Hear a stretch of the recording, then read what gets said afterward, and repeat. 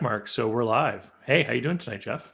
David, I am awesome. Thank you so much for having me on this show. This is going to be a lot of fun. Well, we're just going to wait here for people to start to filter in, on the different platforms because the notifications are dinging and everything right now. Absolutely. Well, I was in Fredericton yesterday, and there's snow on the ground. Today in Moncton, we got snow. And is there any snow up there in Ontario? There is a lot of snow. Actually, I was doing the age-old Ontario tradition of driving on the 401 without snow tires yesterday, and it was slow going as that is. Oh, and you weren't driving like Mario Kart? I mean, usually people, No, I was thinking I'd arrive alive. I was doing the Toronto to Waterloo sort of finance to tech power corridor, and I figured I'd arrive alive, but it took forever. Yeah. It's normally about a 2-hour drive, is it? You know what? It can be done in an hour 15, but yeah, it was like a 2.5 hour construction, wet snow, no snow tires, just not being prepared. And you know how that song goes. All right. I see some people are joining us live now. So we have someone tuning in from Maryland already, leaving a comment for us. And for anyone who signs on, just so you know, if you leave a comment, we will be getting to them towards the end. And love the fact that people want to interact and participate in the program. So let's get things rolling. I'm going to play my intro. Absolutely. And then we'll get going. I'm David C. Barnett, and you're tuned in to Small Business and Deal Making, the broadcast, podcast, YouTube channel where I talk about buying, selling, financing, and managing small and medium-sized businesses while controlling risk. So if you're looking to take control of your future through buying a business one day, or if you already own a business and you're looking to grow or exit, you've come to the right place. I talk about interesting things, I talk to interesting people, and I answer your questions every week right here. So be sure to hit like, be sure to hit subscribe, and let's get to it. All right, everyone. I'm really happy. I think this is going to be a fantastic show too, because of course the channel is all about business, and we have a business owner here with us tonight. And in particular, somebody who is in retail, which, this is the business category that has had some of the biggest challenges with respect to the last 2 years of what's been going on with viruses and all that other kind of stuff. And so, and then there's news, about the sponsorship and everything. I kind of leaked that out a little bit earlier this week to some of the people on my email list. But for those who don't know you or haven't heard your story before, why don't we start off there? Because you were a soldier and now you're doing custom menswear. Absolutely. So, can you take us a little bit through that journey about how you ended up from the military into being in this business? Sure. Do you mind if I back it up even before I was in the military? Sure. And what I consider my true start? So I was in business school and I was in a co-op program. And what that means for folks who don't know is that you study one semester and you work in the field of, quote, business administration, essentially get a white collar job the next semester, and it goes sort of on, off. And so I, in order to get a job, you have to, they don't give it to you. You have to go out and get a job. And part of that process, of course, is getting yourself a suit, shirt, and tie. And for me, that was something that I had not done before. I'm not even sure I owned a collared shirt of any sort at the age of 19. But I had watched a lot of movies, especially James Bond movies. So I was really excited about getting a suit because I was going to be very cool like James Bond in my suit, right? So I went to the store with my dad. And you have to understand, like, my dad is that guy who was wearing running shoes with his suits before like rappers were doing it, like he's a professor and he's wearing sort of his New Balances with his oversized suits. We're just not a fashion family, I guess. And so we go to the store and I put on this suit and I'm excited to put the suit on and put it on. Oh yeah. I look in the mirror and I'm like, I go to the sales guy. I'm like, I thought I was going to look cool in the suit, but what I see in the mirror is a dork. Like, I feel like I look kind of dorky. Yeah. And this, I don't even think I'm paraphrasing. I think that's a direct quote. And so the guy, he kind of looks me up and down. He's like, well, it's not just suit, it's you. Like maybe you're just a dork. This is the suit for you. And my father and we don't know anything. So we buy the suit. Yeah. And what you need to understand, I'm kind of going forward and then backward to concise it a little bit, is I was 145 pounds at the time of purchase here at the age of 19. Okay. I'm 175 pounds right now for some context. This suit was made for a man who is 230 pounds. So I'm going into job interviews with a suit that's so large, the shoulder is like flopping down, right? Like the collar on the shirt is where my open collar is. So at the time, you can see my 3 chest hairs, even when I've got my tie up. So I'm going to job interviews. So was this salesman just totally incompetent or what? I don't know. I want, like, was there a spiff on the suit? You know, maybe it was like, whoever can sell a skinny guy this foolish suit gets $100, or you almost wonder if there's corruption involved. But anyways, this is what happens. So I go to these job interviews, and and I bet you a lot of the audience is aware, when you see somebody wearing clothes that are this ill-fitting, like your caveman primitive brain is like, idiot, idiot, idiot. Like it really wouldn't have mattered how brilliant I may have sounded in an interview. Like they're just like, do I want this person in my tribe? No. Right. All those sort of subliminal or subconscious questions that you're asking yourself when you're sizing up an individual immediately, I'm getting all the wrong answers. So to get a co-op job is very easy. At least it was in my day. So all of my peers, there's 250 exactly in this program, and everyone's getting a job in their first, second, or if you're like a real dunce, your third interview. Okay. Yeah. So I go to 50, right? Sorry, 50. I just want to clarify that. Not 15. I'm talking 50. And I'm sure the interviews. That's right. And I'm sure the audience can appreciate I am somebody who exaggerates when I tell stories, especially after a couple of beers. But I can assure you that this is a fact, a well-documented fact, because I had a tick chart. So I'm speaking with my parents, right? I just sort of, as you talk to your folks, right? You're 19 or whatever. I'm keeping them apprised. And I'm like, yeah, it just seems to be something wrong here, right? And I just can't figure this out. And anyways, my mom calls a family friend, and he hires me for my co-op job, sort of sight unseen and out of pity. And for me, and we know each other pretty well. I'm sure you're wired the same way. I was certainly grateful to be still in the program. But once I'd solved that immediate hurdle and I had time to think and some introspection, I felt much shame, right? And obviously I am a military guy. I'm a death before dishonor guy. And I was like, what kind of a loser? 19 is when you kind of start, like, I am a man, but I'm calling my mom and she's solving my problems for me, right? Like you can imagine. Yeah, like the shame is huge, right? And so, is it my breath? Is it the way I speak? Is it, I don't know that it's because I'm dressing like a fool is the point. Because I've told you that, but I don't know at this point. Nobody's told me that, right? And why would they? As you know, you give somebody bad feedback, they could sue you in our day. So everyone's just like, okay, you're a moron, next, right? So nobody says, hey, kid, like here's the issue. Anyways, I decide that maybe it is the way I dress. So I go to a store called Harry Rosen, okay? A lot of Americans in the audience won't know Harry Rosen, but think of like Holt Renfrew, okay? Harry Rosen, though, the largest and highest price point menswear, formal wear chain in Canada. And I go into the store there, and hey, what do you got to do to get a job here? And these guys kind of look me up and down, and they're like, and they're the cool kids for sure. And they're like, you are not going to get a job here, man. And I'm like, okay, fair enough. And so I go to Moore's, right? So I go to Moore's, and what do you got to do to get a job here? And the guy looks me up and down, and he tells me, he gives it to me straight. He's like, dude, that suit is way too big for you, to a point where you look foolish. I was like, okay. So he's like, so you're going to come here tomorrow, and you're going to come early, and we're going to get you started. But the first thing that we have to do is get you into a good suit, because I see something in you, but it's not the suit you're wearing right now. I said, okay, thanks. So I showed up the next day, and this guy puts a suit on me. I put it on, and I look in the mirror, 007. I'm like, oh, and I see it, and I believe it. And, we all have moments in our lives that are very transformative. But for me, that was easily, well, maybe not easily, but I believe that it was the most transformative moment in my life, as unromantic as that sounds.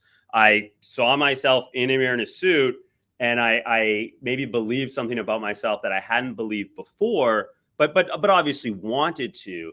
And I was hired to, vacuum and wipe down the mirrors and fold shirts. But I found myself like someone would walk in the store and I'd be like, I have to beat all the sales guys to this guy, right? And I just beeline in and, hey, I'm Jeff. So great to meet you. What brings you in today? And I just be evangelizing on people wearing clothes that fit and how important that is. And one thing that I didn't realize at the time, Moore's was the type of place, a lot of people would come in, they would have that same excited energy, except where I was like, yeah, this will be awesome. Their hands would be shaking because they were nervous because they thought we might judge them, right? It's their first suit. Maybe they're getting married. Maybe they have a funeral. There's some event in their life that is where it is a job interview. But, your first time buying suit can be a very nervous experience for some. And anyway, so people would be really nervous. And then I, of course, would delight in calming them down. And, I teach them how to tie a tie and all that type of fun stuff. And eventually I kind of made this like dressing basic sort of 101 course that, I just took everyone through. And then people would come in and they'd be like, I got to see this Jeff guy. I got to work with this Jeff guy. And, well, we got people in the audience saying you look like Pierce Brosnan. So I think you. Oh, well, you know what? Fun fact, Pierce Brosnan is my favorite Bond. And we can debate that in the Q&A because I know, like, it's not that I don't love Daniel Craig. I do. It's not that I don't love Sean Connery, but Pierce is my guy because I've read all the Bond books. And I feel like, just from a casting perspective, he's got like Ian Fleming's, thing. So anyways, it was a great experience. As you know, I graduated in 2007. 2007, the war was on TV all the time. I'm not really sure why now in retrospect, but at that time, and I am a bit of a futurist, like whenever I make a decision, I'm always thinking of like the 200-year mark. I'm like, okay, like what will, Jack and Luke's grandkids think about this decision? That's sort of like my automatic set point. And so I was like, what if my kids ask me, like, where were you during the Afghanistan war? Like, I want to say, like, Afghanistan, right? I want to say I enlisted. For whatever reason, that was really important to me. So I enlisted, even though, like, I'm not from a military family, and it's actually sacrilege in the area that I was from. But for whatever reason, I wanted to do that, and I joined the military. But it was going to take and I'm fast forwarding a bit, right? I worked at Moore's for a couple of years by this point, and then I joined the military after I graduated, or I enlisted. And they're like, well, it's going to take a year to get in, which for me was shocking. I mean, we're in a war. I figured it'd be like, okay, here's your helmet, get in the back of this truck. You see your folks in a year from now kind of thing. But anyway, so they said it's going to take a year. So I went back to Harry Rosen. Okay. And give me one more minute to land this plane because I know it's been a bit of a long story, but I think this part's really relevant because that first part is a little bit of my inspiration. Now I'm going to get into kind of ideation, right? And I'm sure we'll talk about execution in a moment here, but I went to Harry Rosen and I was kind of like, what do you got to do to get a job here? Which is sort of my thing. And these guys kind of looked me up and down and like, you're that kid who was here 2 years ago, right? I was like, yeah, that's me. And so like, all right, like you're in now. Because I was wearing obviously well-fitting suit. And you looked better at that time. Much better. Yeah. And it was like put together and it was obvious. One thing I did fail to mention, but I think is important is, I was in my second year at the beginning of this story. And I was essentially a C student. And what happened is once I was wearing the suits, I became a lot more confident. I was looking people in the eye when I spoke to them, and I was more confident. I don't know if I was more competent, but everyone thought I was. And so what happened was I became the guy in all the group projects who did the presentation, right? So it would always be like, so I went from a guy who was a C student who nobody really wanted to work with to a guy who was like the guy who would drive it from a B to an A or an A to an A plus. So all of a sudden I was like highly sought after in the group work. And actually my job was really easy. So I did less work and got better results. And I was, of course, attributing it to clothing and seeing how it could be a virtuous loop or something that created a virtuous loop in my life. So the Army is like, well, it's going to take a year. And I basically was like, okay, well, I could, get a Bay Street style job or whatever, but I'm learning something in clothing that's so important. So I went to Harry Rosen, did that whole thing. They hired me and I worked there for a year. And after you're in any job for a while, you start to like think, well, how could it be better? Right. And guys would come in, guys just like you, David, right? I got like, you come in and, you got a bit of an aura and you're like, see my, oh man, this guy's together. And they'd be like, hey, Jeff, what's new? and like nothing would be new, right? Because we got our clothes in like dumps every 4 months, but you're in here every 2 weeks, right? So it'd be like such a struggle to show you something new. And then, you see a shirt like I'm wearing right now, right? I'm wearing a dark blue shirt, right? But you can see I got a lot of wild under the hood. I have some interesting buttons, right? And this type of shirt, that'd be a $400 shirt every single time. People would just see that wild under the hood of the cuff and they'd be like, oh my God, I have to have it. And I started to realize, like, one of the reasons you wanted that and were willing to pay so much for it is because you wore these shirts to networking events, right? They needed to be things that made people say, like, where did you get that shirt? Now you're in an icebreaker and like situation. It's comfortable to talk, right? And so I thought, well, okay, people need icebreakers, gotcha. And then another thing is, like, let's So say are you saying there just wasn't a lot of innovation in the menswear? Like it was a lot That's- of the same kind of thing, like just that was a big pattern? part of it. That was a Yeah. big part of it. And then a lot of the innovation was going really hard into the biz cash even then. And it was too casual to really wear for maybe the most guys' purposes. And so let's say, like, you're a perfect example, right? Tall fella, right? You'd walk in, I say, oh, Dave, and I there'd be these shirts that you would love on my right, but there'd be these shirts that you were actually going to fit into on my left, right? So I'd be like, David, it's really good to see you, man. I got some shirts over on my left that you're going to love. And then I tell my buddy, I'd be like, yo, put some overcoats on those shirts on the right, because if he sees the shirts on the right, but then they don't fit, he's not going to buy anything. You see what I'm trying to say? And I'm on 100% commission out here. So you got to buy something today, not like that whole thing. So anyways, I just wanted people to be able to the clothes to always fit. I didn't want to run into this fit issue, right? And the guy who wants that little bit of wild under the hood here, half of them wanted the whole shirt to be that crazy pattern, because they just wanted something that people would say, that is a cool shirt. Where did you get it, right? And so at the time, it's like, why don't we just make things from scratch, right? Like, we wouldn't have to blow it out at the end of the season. It'd be more sustainable. People would get exactly what they want, that whole thing. So anyway, did you suggest that at Harry Rosen? I did, but you have to remember, I was pretty low. I was the lowest on the totem pole. So anyways, one day the Army called, and so I joined. I was boom. Next thing you know, I'm in the Army. Yeah. And one thing I noticed, one thing that's great about the Army is you get a lot of time off. Because you're in the field, you're on deployment, you're working a lot, but then you're like, okay, now you have 3 weeks off, right? This is actually pretty uncommon for a lot of, type of work. And I would just travel. And whenever I traveled, I noticed that I would buy cool shirts, right? I would buy a cool shirt, and then I would come back home and I'd go to a party, and people would say, Jeff, that is an awesome shirt. Where did you get it? And I thought, and I would say, well, you know what? Actually, I'm so glad you asked that question, because I was just in Costa Rica and I was like surfing for 3 weeks, and I was like, drinking out of coconuts and like opening them with machetes. And next thing you know, it gave me license to tell an interesting story and talk about myself, which is something I wanted to do anyway. And it was just fantastic. So I will land the plane here. Is I basically kind of thought, well, if we could make this shirt fit, if we're going to make it after the fact so that it fits you, well, then we can let you design it or help you design it so it's exactly what you want, not kind of what some famous designer thinks you want. Mm-hmm. And then, that third thing is story.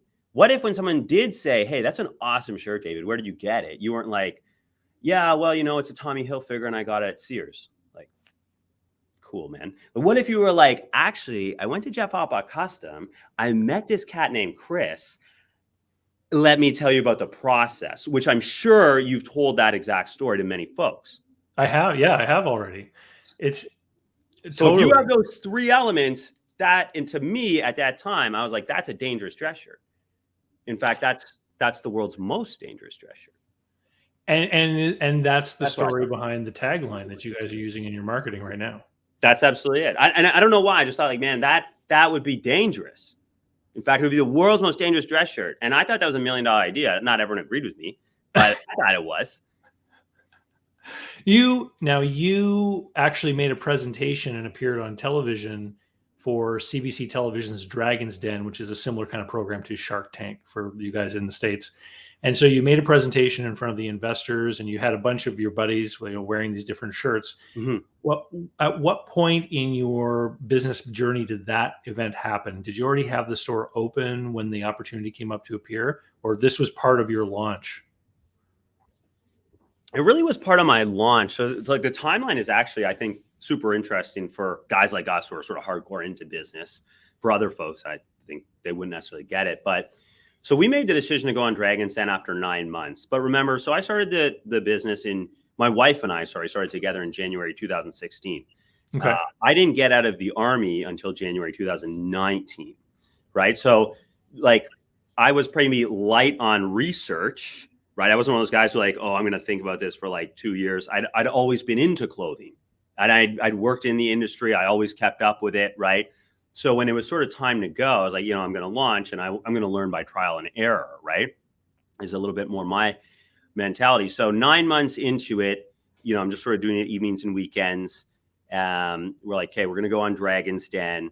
And then we applied. And then it was like, maybe 4 months later, they kind of roll in like American Idol style, where they're like, hey, we're going to be at this hotel on this day. And it starts at 10, and whoever shows up, it's just first come, first serve, right? And to me, I thought, we have a really cool brand. We have all these things. We don't really have the money for a big marketing splash. But if we could go out and just knock it out of the park on Dragon's Den, that could be that hard boot launch, right? And so we did the audition. Obviously, the audition went well, and then, or maybe it didn't, right? I mean, all you really know is if you have any common sense, you getting to go on TV means you're like a stud or a dud, right? Like the middle's not going to make TV because it's incredibly boring. There's some dramatic element they think they can spin to their benefit. Absolutely, yeah. This is not right? about you in their eyes, right? So, and then 4 months after, or then a month after that, you do the presentation, right? And then it's like 6 months after that, it's going to show up on television. And why this is so key is that means that we presented on Dragon's Den when we were just over a year old. And then it would have gone on television. And when I say actually might have been closer to 9 months from when we tape to when it's live. So the company's almost double its duration in time by the time it launches. And what that means is your company can look very different, right?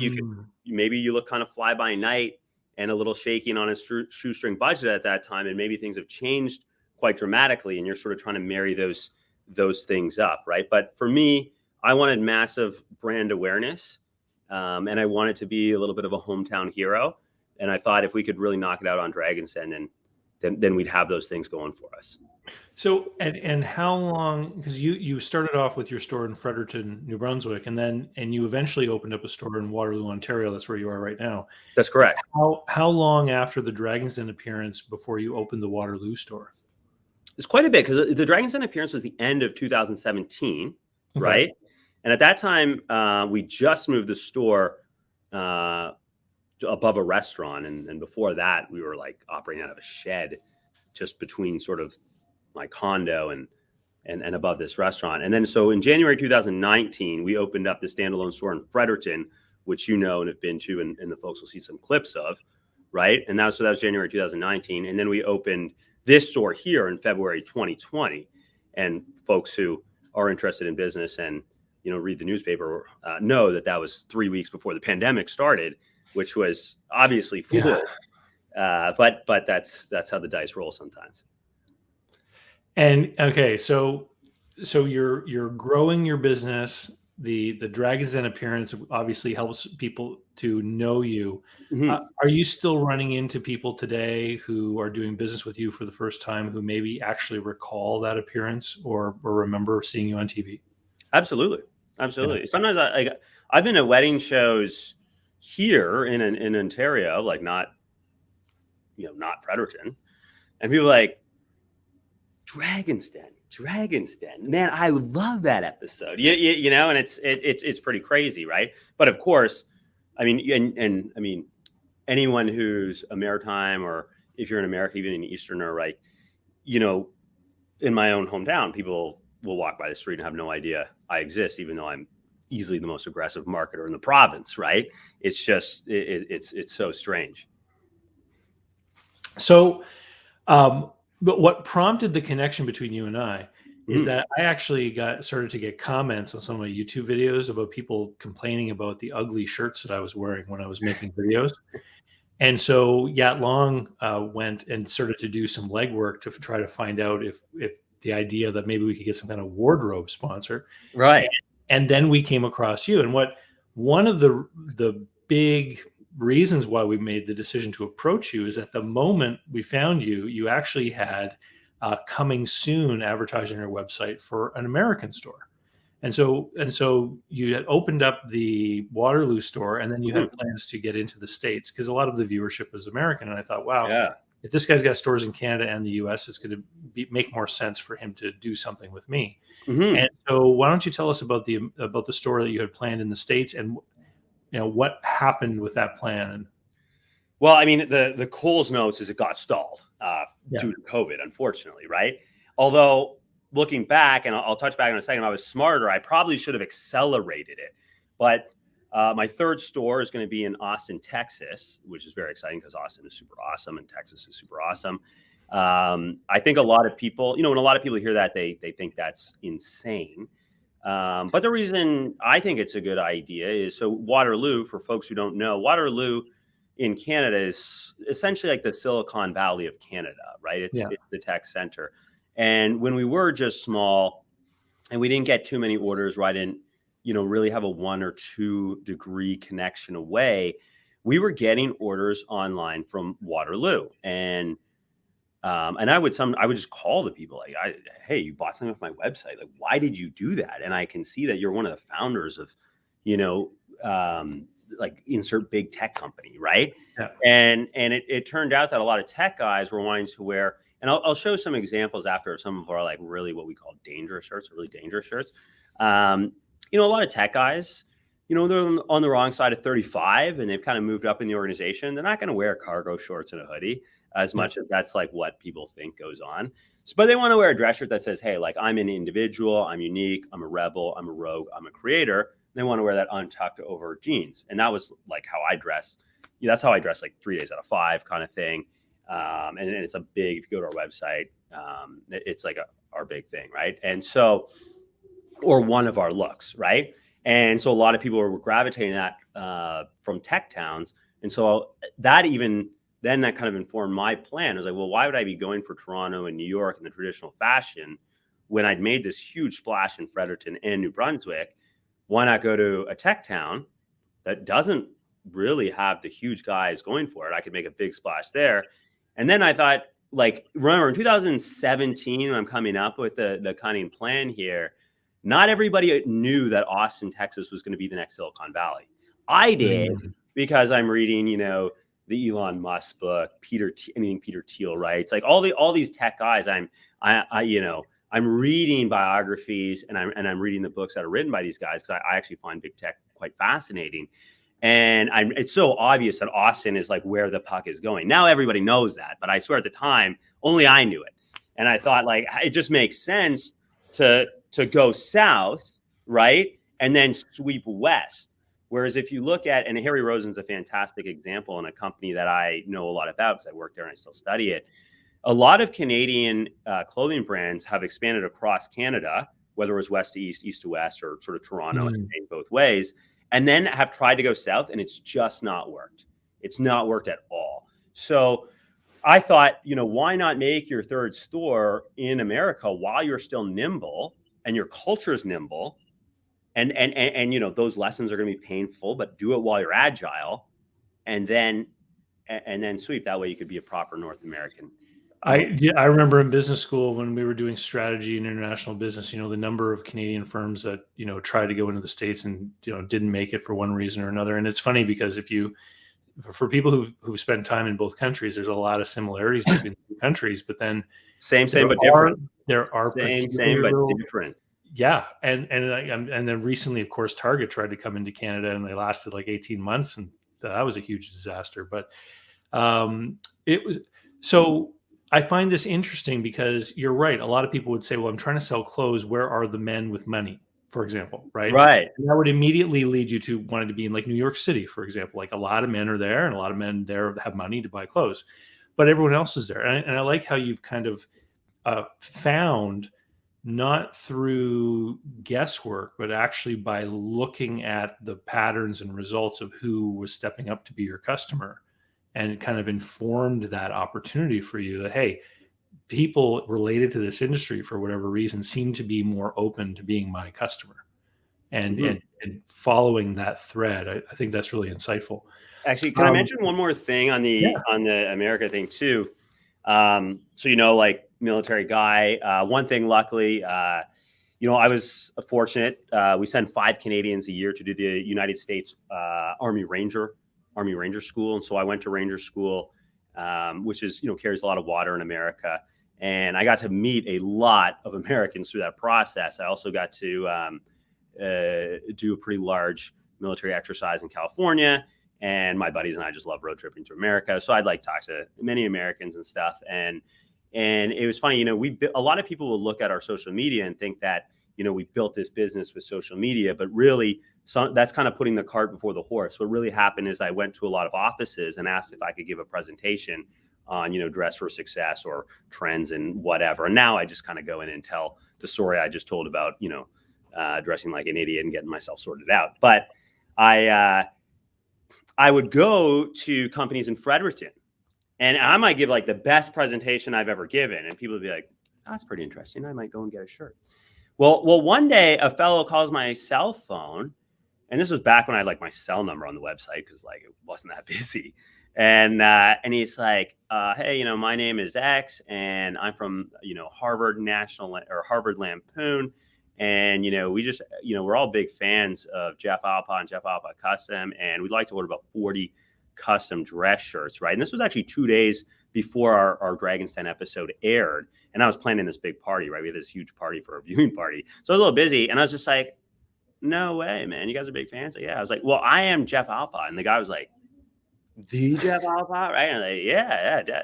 And I was like, you know what? I actually want to take my wife to Boston anyway. So why don't I go down and meet you guys in a couple weeks, and we'll just like outfit everybody, right? Anyway, so next thing you know, these guys have a castle, like an actual castle. And Em and I are like knocking on the big like copper knocker. Like, are we at the right castle? And then like, all these like 19 to 22-year-olds, oh yeah, come in, and Canadians, you guys are our big guests. And next thing you know, I'm in this room that's called their library, and it's a circle, and every book in the room is written by somebody who is actually like an alumni from this Lampoon club. And actually, Em and I were both reading the Steve Jobs biography by Walter Isaacson, and he's an alumni, and I read like 4 books by him, so whatever. So super cool. So next thing you know, I'm in this room, and there's like 60 kids who are like, and they're like drinking like right out of the bottle, and they're so rowdy, and it's Saturday night, and they're like, give us a speech, man, give us a speech. And I was just like, and I was like actually very nervous because I'm like way older than these guys, and it's just like here I am in Harvard, like I didn't even think I'd be deserved to grace Harvard. And so I'm like, well, I have to have a strong opening, right? So I'm like, well, I need you guys to pay attention if I'm going to speak, because if I speak, what I say is going to blow the stained glass off this freaking castle. And I'm telling you, but I don't think anything I said made sense or was coherent. But for 5 minutes I was talking, and these guys were cheering me like I've never gotten. You see what I'm saying? So I started giving presentations in America, and everywhere I went, I could bomb, and everyone would be like, "You are so awesome, and I'm buying a suit right now." And I think that maybe our brand has a bit of an Americana flavor that I think is really going to hit in America when we have a store there, I believe. Well, I mean, don't worry. When you open in Austin, I'm going to let everyone know that follows me. But let's take a little look, because this summer I went to your store in Fredericton, because it's only an hour and a half drive from where I live. And so we did. Let's talk about this. We went to. There you go. So that's me in the store, and look how young we look. Yeah, I know. It was a long time ago. That by the way, is the shirt that elicited one of the bad comments. The ugly shirt that I'm wearing right there. Right. I thought it would be great to wear that. And so I'm meeting there, and this is where some of your guys are schooling me on what clothes should look like when you're wearing them. Absolutely. And this is for folks know, and I'm not sure if the screen's reversed or whatever, but so the fellow who's beside you sitting, that's Chris. And then the fellow who is showing you the blazer, that's Sean. So Chris and Sean are two of our guys, absolutely fantastic. And they're, starting the process where I imagine with this app at this point is they'd kind of mind you for information, hopefully not making it feel like an interrogation, making it feel like a comfortable conversation, and try to get into your psyche, your headspace, alongside some basic factors like what do you do, what is your lifestyle, what colors do you like, but also like what is your persona, what is your energy, right? And now that they've done that, they're showing you some things, hoping to kind of elicit what reaction are we getting out of him when we present him these things. I imagine that's the phase that you guys are at in this discussion. Well, yeah. And so we talked about clothes and then we got into fabrics, and I was kind of blown away by I don't think that I could have walked in and chosen a fabric without someone's help, because there's literally all these books with little swatches of material. And these guys knew their way around the collection of fabrics like crazy. Like they were hopping through these books and pulling things out. And honestly, the things they were picking out, and they were like, what do you think about that? Like, I really felt like they got what I would be interested in, because they were bypassing the stuff that clearly wasn't me. Well, if you don't mind me speaking to that, so one of the things that I believe, or I believe for us, is, and I've felt this is more obvious now post-pandemic, but this was less obvious in 2016 when I was trying to build out the culture and the idea of this all. The way I see technology, it doesn't replace people, it enables them. And you can see that when you come in. I mean, we've been by appointment since before it was COVID by appointment, right? And one of the reasons for that is, it sort of looks like retail, but it's more like the special forces of retail, right? And that, like, I doubt you like shopping. I highly doubt. I hate it. Right. And I wanted to create an experience that people like me who hate, like, I hate shopping, but I do love clothes. But most men don't even like clothes and they hate shopping, right? So how are we going to entice that individual to do business with us, right? Well, it can't be shopping. It can't be retail, right? And so it's not. But a lot of our guys are CEOs, executives, and how do CEOs and executives make decisions? Well, they want a guide. They want, like, they can't be an expert in everything, but they have much to manage, right? So they rely on their experts to have more subject knowledge, right? Subject matter knowledge, but then brief them on the relevant points. And then they go, okay, based on what I've heard, I'll take option 2, right? And so we've tried to create that same thing where we take in all the feedback on you. We have a lot of product knowledge on a wide range of cloth, fit, design, structure. And then we take what we're getting from you, what we know, putting it together. We could go this direction, this direction, this direction. It's very easy for you to say, hey, you know what? Let's go with your recommendation. Let's go with option 2. So, when you think about clothes, I do think more of that retail model, Moores, Harry Rosen, you're going in there are the things on racks kind of thing. But what you're actually doing a consultative sales process to create a custom solution for every individual ticket. Absolutely. So did you ever sit down and look at other businesses that do that and then try to, like, model? What would some of those businesses have been that you looked at?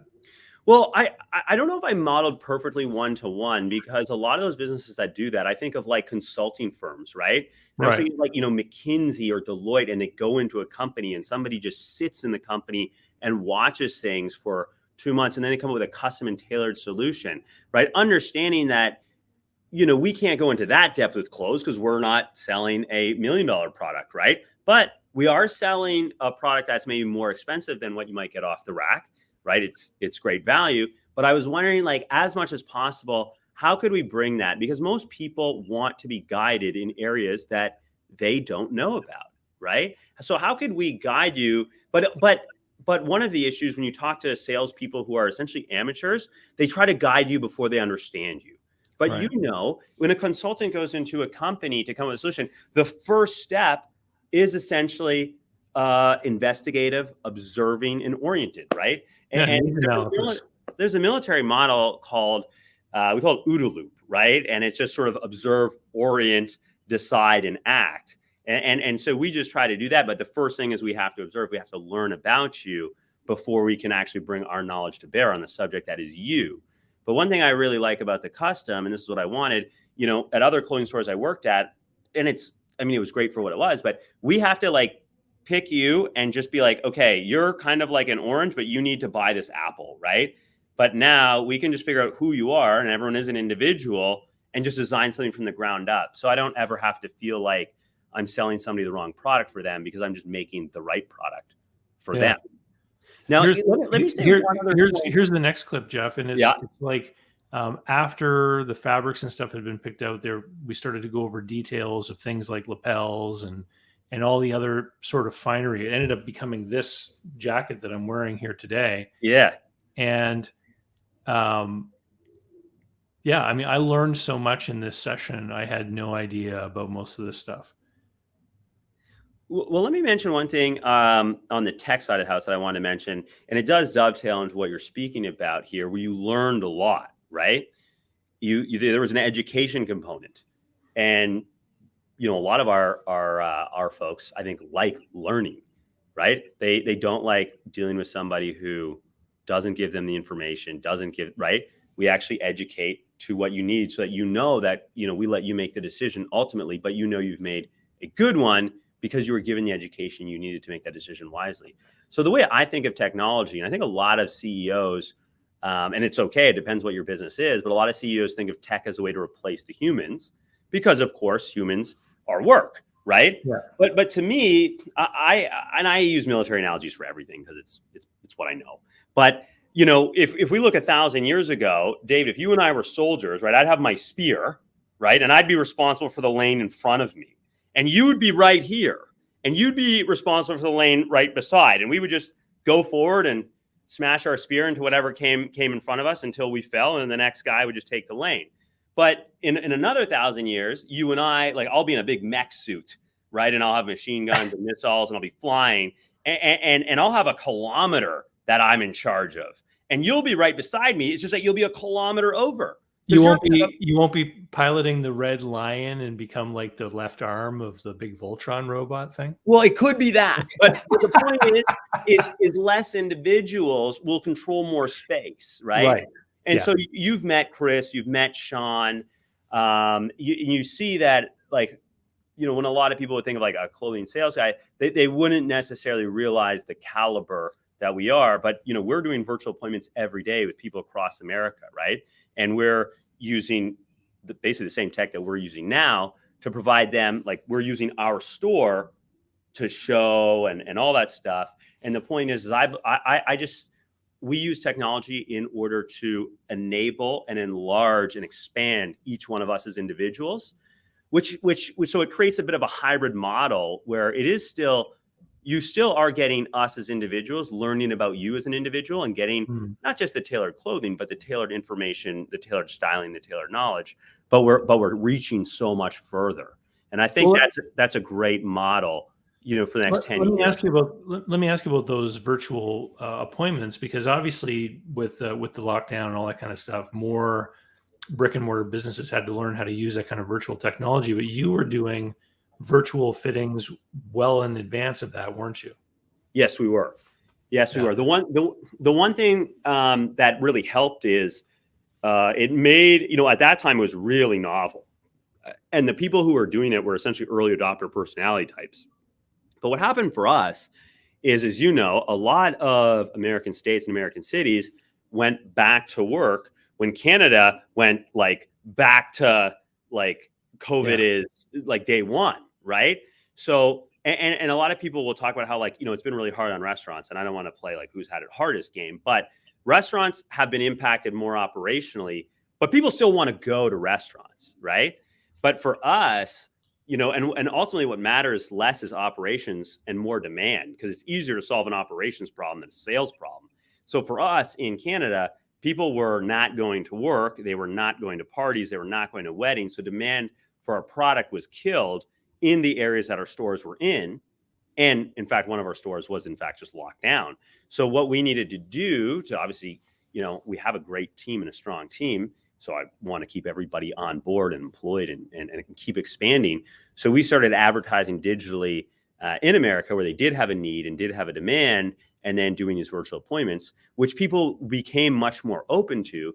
So then we got to see a lot more pitches across the plate, if you know what I mean, and build up our experience as well and get more feedback and that type of thing. Well, and the rules, I mean, as you said, like parts of the states were opening up and Ontario locked down again, just a few months ago. In these clips that I've been showing, people can see that we're not wearing masks. And that's because in the summertime, there was no mask mandate going on here. But then by the time the clothes were ready, and I went back to go try them on, then we all had to, have our masks on again. And so this is the jacket I'm wearing right now. Yeah. And so you guys did all the measurements. We went through all the fabric, all this kind of stuff. The clothes were made. And what typically is that lead time between the ordering and the clothes coming back? It's typically 30 days. We do have some fabrics that can actually be as long as 6 weeks. And that's something, though, when it's like, hey, you're getting this one. We tend to only really use those for folks who've already sort of been with us a few times and are now at the stage where with us, they sort of plan their wardrobe out, right? So it's typically a 30-day turnaround. Okay. And so in this here, I'm going to show the next clip too, because. Yeah. And do you want me to mention sort of what we're doing here? Yeah. So what we're doing here is the clothes have been made and now you're coming back into the store. And what we're doing is taking a look at it. And about half the time, maybe 40% of the time, we might want to make a minor alteration, right? And that would be something like, shortening the cuff. Maybe we actually want to bring the waist in a little bit or just something like that. And I remember, for instance, on your jacket, we didn't want to do anything, but I changed on your measurements for the next one. I made your next jacket so the sleeve is going to be a 1/4 inch shorter, right? Just a little bit of a dialing in process. Now, that is something that virtually, like one thing that it's nicer if you're in store because virtually, let's say, and one thing you have to know is I'm pickier than you are, right? Because you're my walking billboard, right? So you're going to try it on and be like, this is the best. Like I've never had something fit so well. And I'm going to say, yes, but it could be better. I need to like shorten the cuff or do whatever, right? So for Americans, we'll send them the clothes and then we'll say, hey, and they don't have to, obviously, like you can do whatever you want, but we'll say, hey, do you mind if I check it out, right? Then I like to check it out. And then I'll say, okay, what do you think about this? What do you think about this? Can you cross your arms for me? Can you shake a hand? And you'll remember that we did those exercises, right? Where we went like this and like, okay, does it feel like a hug, but does it feel too tight, right? Okay, when I shake a hand, right, is my sleeve shooting all the way up my jacket or am I maintaining some cuff? Like those types of things, just so that we can make sure that everything's dialed in and everything's perfect, right? Well, I got to tell you, like over the course of my career, I bought plenty of work clothes, jackets and shirts and everything. But I only learned in that first fitting visit that one of my arms is a 1/4 inch longer than the other. And you're a tall guy, right? So you're likely to have that type of variance. Yeah.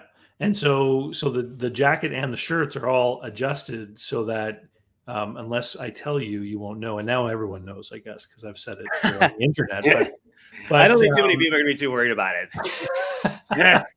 Oh, yeah. But You, David. I mean, I do look and feel sharp when I'm wearing this stuff. And if I go someplace, like it makes me feel taller. Like I totally get where you talk about, the relationship between appearance and confidence and all that kind of stuff. It's totally true.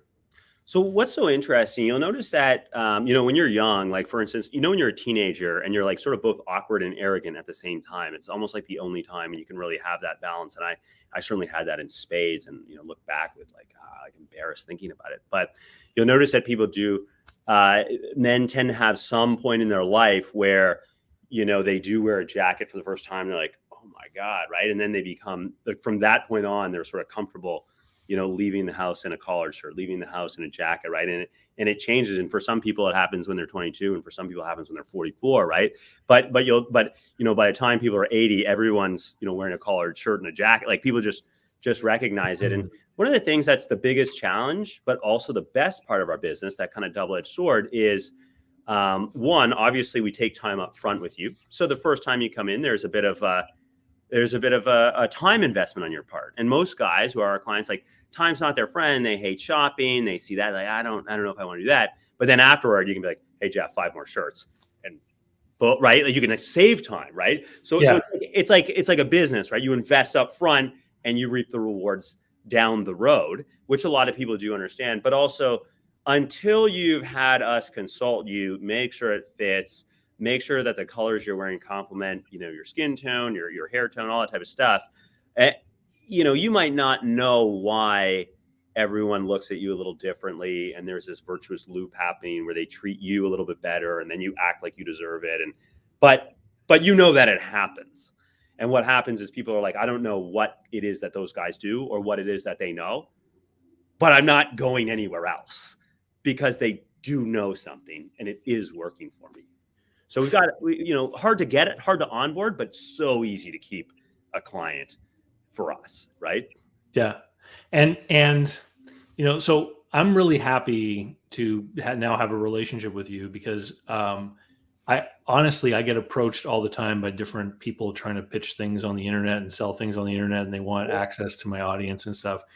And, a lot of that stuff, it's very hard for me to vet and understand and to know that, that offer is good and those people are good. And I don't want to present things to people in my audience if I'm not 100% certain that it's a good thing. And where you're not, like, you're selling a good, like it's a thing, right? And having gone through the process of that you take customers through, and having received the goods and tried them on and have other people tell me that I look great in them and stuff, like, I'm very confident in having you as one of the sponsors of the channel. And I'm really happy for everyone out there to know that here, look, I even set this up. Here we go. This is a picture of outside your store. And, this is after I tried on the clothes. But if you look there, guys, jeffalpaugh.com/DCB10. DCB10 is a discount code for anyone in my audience. You're welcome to use that anytime to have some savings off of Jeff's site. And we're approaching Christmas. And I know we're probably tight here if someone wants to, have a shirt for Christmas, but there's a really unique gift that you have on your website that I think would be really cool for you to tell people about as far as gift giving. If people have gentlemen in their life they want to do something for. Yeah. Oh, I so appreciate the opportunity to speak to that. So when I was at Harry Rosen, like, everything started from, trial and error, and something could have been better. Right. So when I was at Harry Rosen, I November, December, I would help so many people, generally wives, but so many people buying dress shirts to put under the tree. And in January and February, about half of them would come back. Yeah. Okay. And I'm talking, it was a lot. We were sold a lot of dress shirts, and half is a lot of returns, right? And, the size wasn't right. He didn't like the style. Maybe he had he had a button down collar on this shirt, but he doesn't want a button down. Like, there's just so many things, right? So what I thought was a better way of going about it, and obviously we have a unique ability in that we do create the clothes after we consult with you, is so when people buy a shirt card, we mail out to you this metal card that's just like very cool to put in your wallet. And hey, Chris, you mind Vanna Whiting for me a second? Do you think you could find a metal shirt card? And so we got this metal shirt card because it's all about the swag, right? It's all about the swagger. And you can see, thank you so much. And Chris was in the clip, and there you go. So really cool card, right? But what's important is it's got some weight to it, like one of those platinum credit cards. And it's just awesome to throw it on the table when you're drinking with your buddies. Say, yeah, I'm going to go in and get this shirt. And it comes with a handwritten note, right? And you got about a 1 in 5 chance that I write the card, by the way. So you get a note saying, it's like, oh man, Dave, you're so lucky that, Yat Long got you this gift, and she wants you to be dangerous, and so do I. And you just write something fun. Anyways, a really cool opening experience. And then you book an appointment either in store or virtually, right? And so you have this experience to look forward to because you know that it is a great experience. And then it's basically like giving somebody a painting, but they paint the painting themselves. Mm-hmm. So they're not going to return the dress shirt because it's going to fit them, right? Yeah. It's going to fit them. Okay. If they're going to have their initials or their name or whatever on their cuff, and they're going to design it either, if they want a lavender shirt like you have, they're going to get that. If they want a shirt like I have, right, wild under the hood, whatever, or if they want a shirt full danger, full crazy, if they want a shirt that's like this, but the arm is purple, like whatever they want, so they get this cool experience, the shirt's going to come exactly how they want.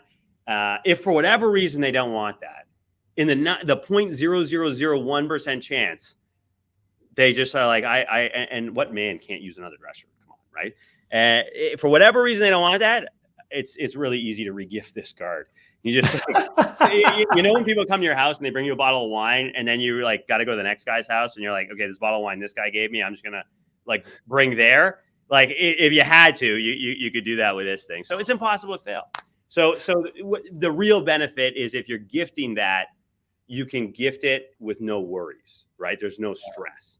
They will. Well, and what I think is very cool about it, Jeff, is that unlike a gift card with a denomination or a dollar value on it, like the receiver of that gets implicated in the transaction, right? Like this is the amount of money, this is the shipping, all this kind of thing. And with the shirt card, it's one and done. This shirt card gives you that custom made shirt. Yeah, it's complete.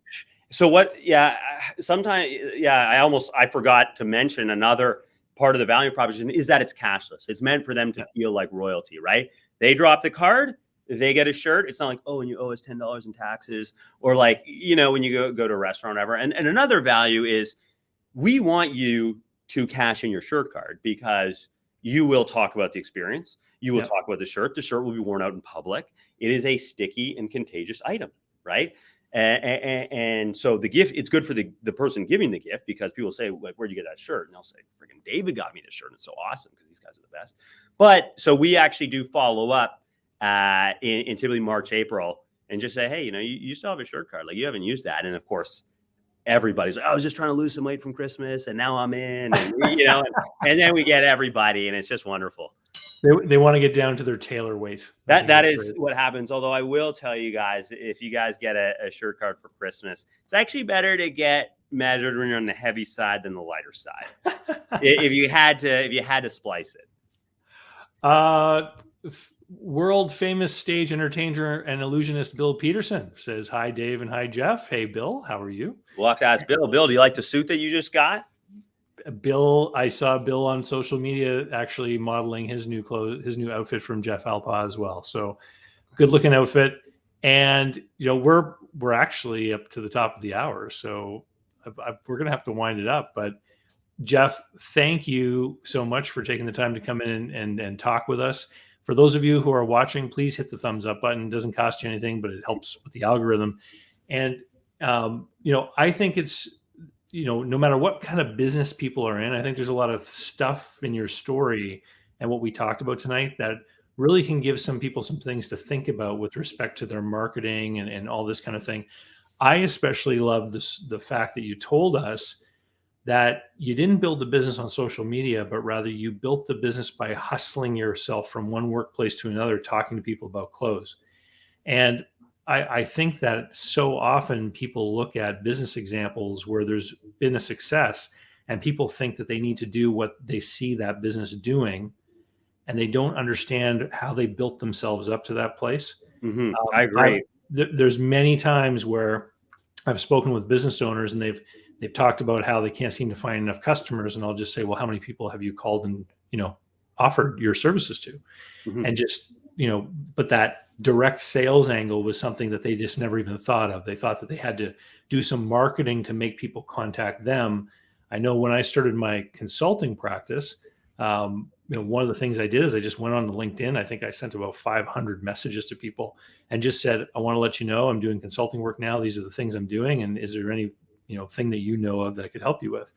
And that was enough to get me kickstarted with enough work to start the machine, like to get the thing going. And it wasn't about a clever ad. It wasn't about a cool Instagram post. It was about actually reaching out and asking people if they wanted to do business with you. Yeah, I agree. I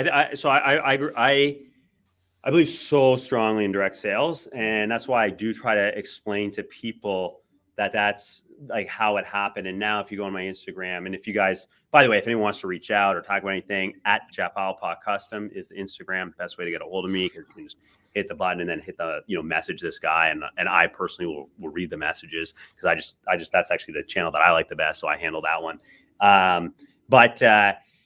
Yeah, like if you were to look on the Instagram now, you'd be like, oh, what this guy does is takes a bunch of pretty pictures of himself, right? And in cool outfits. That's actually fairly new. Okay. That's a symptom of having sort of gotten past that flywheel point, right? What I used to do actually quite a bit more of is the, you know, 20 cold calls a day method. Now I'm more like 15 cold calls a week, right? Just making sure that we've always got a few new people hearing about it from a direct conversation, right? Mm-hmm. It's a lot easier because I do have a lot of people just saying, hey, you should call my buddy this guy. I'm going to tell this guy that you're going to call him if you'd be interested, right? So obviously, now that, we're 5.5 years in, like things are working a little bit more for me. But the direct sales thing is, I think, the key to success. Yeah. Awesome, Jeff. Have a great night in Waterloo, and we'll catch up with you soon when you're back home. Yeah. I look forward to high-fiving in person again. Thank you guys to the audience. I really appreciate you guys watching. Again, if you want to ask me any questions, at Jeff Alpaugh Custom on Instagram. And you guys have an awesome night. All right. And down in the link below, and in the link of all the videos coming up here from now on, you're going to find that discount code. And a special thank you to you and the team for outfitting me. And I know that the people that commented on my ugly shirts are probably very happy, Jeff. Oh, I'm very happy. I'm very happy. The one thing, it's funny. I will end on this point. When Yat Long and you got a hold of us, we said, hey, you know what? We don't mind making a deal with you. You're a deal maker and we're deal makers. But part of the deal is we are going to advise the heck out of you. But you got to be like, we want everyone, even if they don't know it's a close, to say that your broadcast is better. You have to let us consult you and make your broadcast fresher and more dynamic through the clothing. And you were like, dude, I wasn't even ready for that. We're like, no, like we're in it with you. It's a partnership, and it got intense because we're all intense guys. So it's good. Yeah. All right. Well, with that, we'll see you later. Have a good night, and good night to all you guys who are watching. And we'll see you next time. Cheers.